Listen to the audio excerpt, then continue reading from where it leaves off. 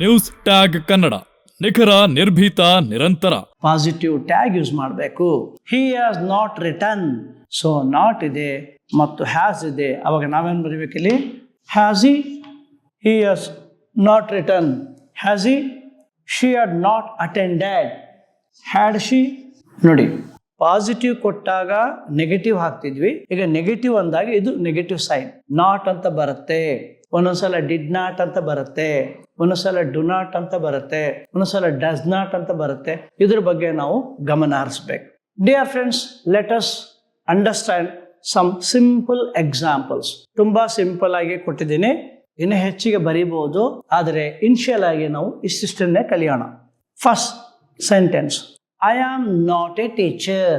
Not ಅಂತ ಬಂದಿದ್ದಕ್ಕೆ ಇದು ನೆಗೆಟಿವ್ ಸ್ಟೇಟ್ಮೆಂಟ್ ಆಯಿತು. So I am a teacher ಅಂದಾಗ ನಾವು ಅಲ್ಲಿ ಏನು ಯೂಸ್ ಮಾಡಿದ್ವಿ? ನಮ್ಮ ಹಿಂದಿನ ವಿಡಿಯೋದಲ್ಲಿ ನೋಡ್ರಿ, ಐ ಆಮ್ ಎ ಟೀಚರ್ ಅಂತಿದ್ದಾಗ ಆರ್ಂಟ್ ಐ ಅಂತ ಬಳಸಿದ್ವಿ.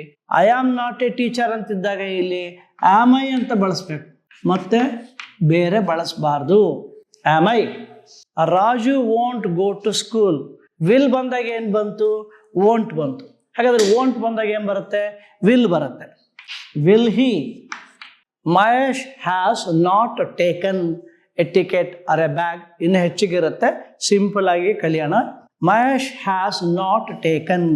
ಸೊ ಇದರಲ್ಲಿ ಎರಡು ಇಂಪಾರ್ಟೆಂಟು, ನೆಗೆಟಿವ್ ಬಂತು, ಮತ್ತು ಇನ್ನು ಇಂಪಾರ್ಟೆಂಟ್ ಏನಂದರೆ ಹೆಲ್ಪಿಂಗ್ ವರ್ಬ್, ಆಕ್ಸಿಲರಿ ವರ್ಬ್ ಗುರ್ತಿಡಿಬೇಕು, ಮತ್ತು ಇಲ್ಲಿ ಸಬ್ಜೆಕ್ಟ್ನ ನಾವು ಪ್ರೊನೌನ್ ಆಗಿ ಯೂಸ್ ಮಾಡಬೇಕು. These are the two importants. One is identifying the helping verb, and secondary thing is using pronoun instead of noun. These are the main rule. And third rule is, if negative is given, we'll have to make into positive. Mahesh has not taken. Avaga navenanbeku?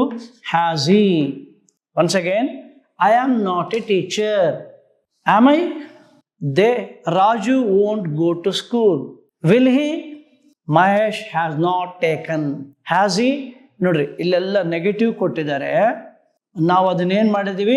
Positive ಮಾಡಿದ್ದೀವಿ. Dear friends, ನಾವು let us solve some simple examples.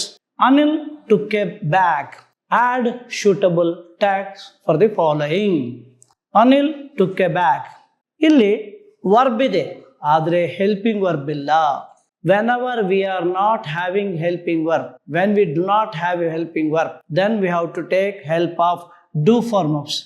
Do, does, did. These two are called V1 and this is V2. Adu present form verb.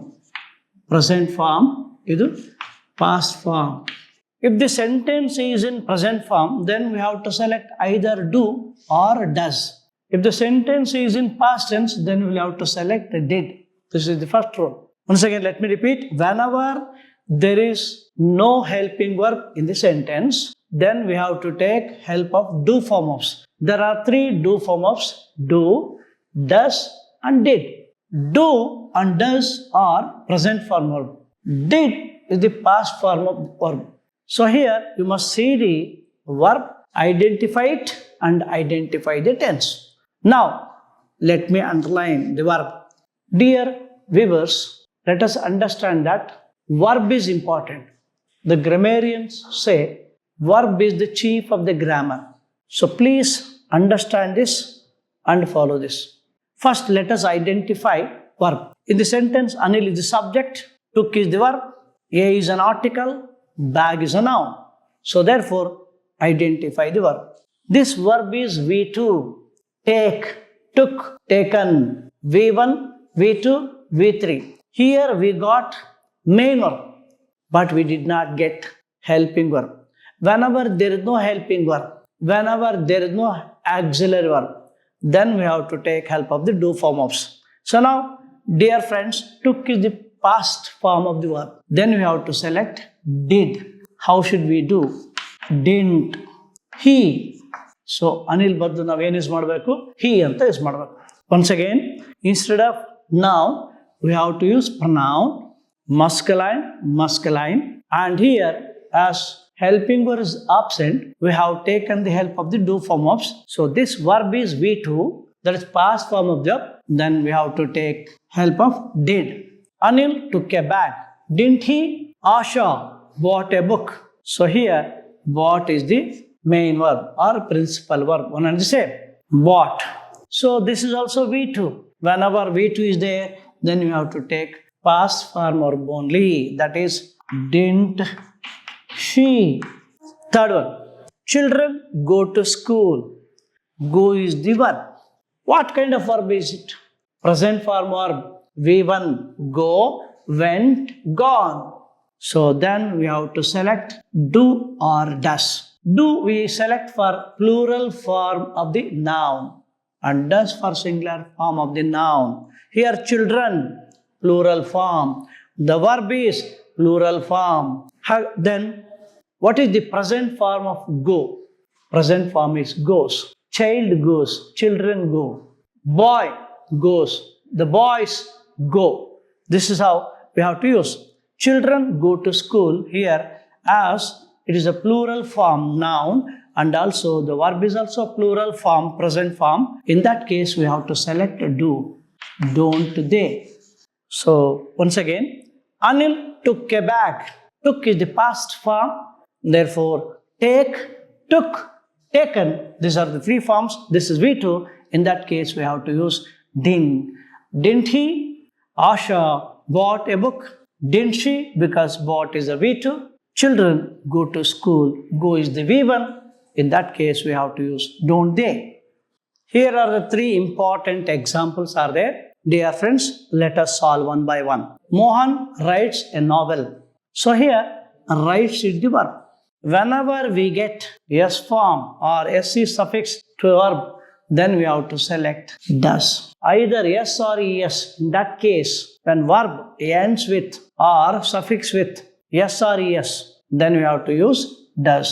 ಯಾವಾಗ ನಮಗೆ ಇಲ್ಲಿ subject singular third person ಬರುತ್ತೋ, present form verb ಆಗಿರುತ್ತೋ, ಆ ವರ್ಬಿಗೆ S ಅಥವಾ S ಅನ್ನು ಸೇರಿಸಿದಾಗ ನಾವು does ಅನ್ನೇ ಸೆಲೆಕ್ಟ್ ಮಾಡಬೇಕು. ಹಾಗಾದ್ರೆ ಇದಕ್ಕೆ ಏನನ್ಬೇಕು? ಡಸೆಂಟ್. ಮೋಹನ್ ಬಂದು ಮಸ್ಕ್ಯುಲಿನ್ ಜೆಂಡರ್, ನಾವೇನನ್ಬೇಕು? Doesn't he. One more example. Teacher invites him. So teacher ಅನ್ನೋದು ಥರ್ಡ್ ಪರ್ಸನ್ ಸಿಂಗ್ಯುಲರ್. ಸೊ ಇಲ್ಲಿ ಇನ್ವೈಟ್ ಪರವಾಗಿ ಏನ್ ಬಂದಿದೆ? ಇನ್ವೈಟ್ಸ್ ಅಂತ ಬಂದಿದೆ.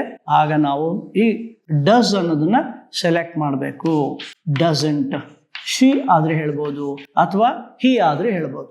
According to Wren and Martin, when gender is not known, better to mention masculine gender or even we can use feminine gender also. Teacher ಅನ್ನೋದು third person singular, ಆದ್ದರಿಂದ ಇಲ್ಲಿ invites ಅಂತ ಬಂತು. ಒಂದ್ ವೇಳೆ ಇಲ್ಲಿ ಟೀಚರ್ಸ್ ಅಂತ ಬಂದಿದ್ರೆ ಇಲ್ಲಿ ಇನ್ವೈಟ್ ಅಂತ ಬರುತ್ತೆ, ಆವಾಗ ಡು ನಾಟ್ ದೇ ಅಂತ ಯೂಸ್ ಮಾಡಬೇಕಾಗಿತ್ತು. ಈಗ teacher invites him, doesn't she or doesn't he. He ಕೊಟ್ರೆ ಆಪ್ಷನ್ ಅಲ್ಲಿ ಶಿ ಕೊಡಬಾರ್ದು, ಅಥವಾ ಡಸಂಟ್ ಹಿ ಅಂತ ಕೊಟ್ರೆ ಡಸಂಟ್ ಶಿ ಕೊಡಬಾರ್ದು. ಡಸಂಟ್ ಶಿ ಕೊಟ್ರೆ ಆಪ್ಷನ್ ಅಲ್ಲಿ ಡಸಂಟ್ ಹಿ ಕೊಡಬಾರ್ದು. ಅದು rule. Boys write a test. Boys ಅನ್ನೋದು ಪ್ಲೂರಲ್ ಫಾರ್ಮ್ ನೌನ್, ಆಗ ರೈಟ್ ಬರತ್ತಾಗ್ಲಿ, ರೈಟ್ಸ್ ಬರಲ್ಲ. ಸೊ ಇವೆಲ್ಲ ವಿಡಿಯೋಸ್ ನಾವು ನೋಡೋದ್ರಿಂದ ಏನಾಗತ್ತಂದ್ರೆ ಕೇವಲ ಕ್ವಶನ್ ಟ್ಯಾಗ್ ಒಂದೇ ಬರಲ್ಲ, ಗ್ರಾಮರ್ ರೂಲ್ ಎಲ್ಲ ಬರ್ತಾ ಇರ್ತದೆ. ಅದಕ್ಕೆ ಇದನ್ನು ನೋಡ್ಬೇಕಾಗತ್ತೆ. Boys write a test. Write ಅನ್ನೋದು V1. ರೈಟ್ಸ್ ಎಸ್ ಬಂದ್ರು ಸಹ V1. V1 ಅಲ್ಲಿ ಎರಡಿವೆ, ಡೂ ಫಾರ್ಮ್, ಡಸ್ ಫಾರ್ಮ್. ಇವೆರಡರಲ್ಲಿ ಯಾವ್ದು ಯೂಸ್ ಮಾಡ್ಬೇಕಂದ್ರೆ ಒಂದು ಕ್ಲೀವ್ ನೋಡ್ರಿ. ಸೊ ಸಾಮಾನ್ಯವಾಗಿ ವರ್ಬಿಗೆ ಸಫಿಕ್ಸ್ ಎಕ್ಸ್ಟ್ರಾ ಎಸ್ ಅಥವಾ ಎಸ್ ಆಡ್ ಆಗಿದ್ರೆ ಅವಾಗ ಡಸ್ ತಗೋಬೇಕು. ಇಲ್ಲಿ ಎಸ್ ಅಥವಾ ಎಸ್ ಇಲ್ಲ, ಅವಾಗ ನಾವು ಡೂ ತಗೋಬೇಕು. Don't they. So once again, Mohan writes a novel. ಇಲ್ಲಿ ರೈಟ್ಸ್ ಬಂತು, ದೇರ್ ಫೋರ್ ಇಲ್ಲಿ ಏನ್ ಬಂತು? ಡಸಂಟ್ ಬಂತು. ಇಲ್ಲಿ ರೈಟ್ ಅಂತ ಬಂತು, ಡೋಂಟ್ ಅಂತ ಬಂತು. ಇದು V1, ಇದು V1. ಇಲ್ಲಿ ಥರ್ಡ್ ಪರ್ಸನ್ ಸಬ್ಜೆಕ್ಟ್ ಬಂದು ಸಿಂಗ್ಯುಲರ್ ಆಗಿದೆ, ಥರ್ಡ್ ಪರ್ಸನ್ ಸಬ್ಜೆಕ್ಟ್ ಬಂದು ಪ್ಲೂರಲ್ ಆಗಿದೆ. ಆದ್ದರಿಂದ ಈ ರೂಲ್ ಅನ್ನು ಅಪ್ಲೈ ಆಗುತ್ತೆ. ಇನ್ನಿತರ ಸುದ್ದಿಗಳಿಗಾಗಿ ಕೂಡಲೇ ಸಬ್ಸ್ಕ್ರೈಬ್ ಮಾಡಿ ನ್ಯೂಸ್ ಟ್ಯಾಗ್ ಕನ್ನಡ.